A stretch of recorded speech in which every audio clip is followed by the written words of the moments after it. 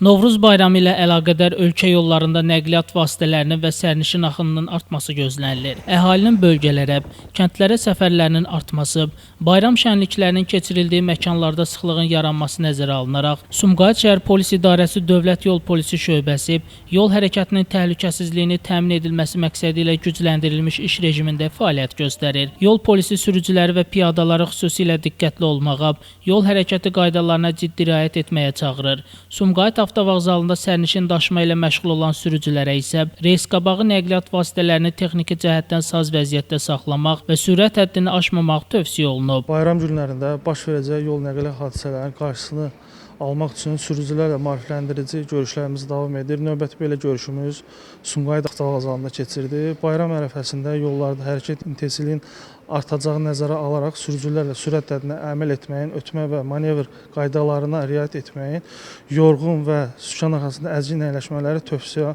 olunmamağı xatırladıldı. Sumqayıt şəhər Polis İdarəsi Dövlət Yol Polisi şöbəsi sürücülərə uzun səfərlərdən öncə nəqliyyat vasitələrinin texniki vəziyyətini yoxlamaları, yorğun halda sükan arxasına əyləşməmələrini tövsiyə edir. Şəmstan Fikrətli, Elbrus İsmailov. Bugün informasiya proqramı üçün.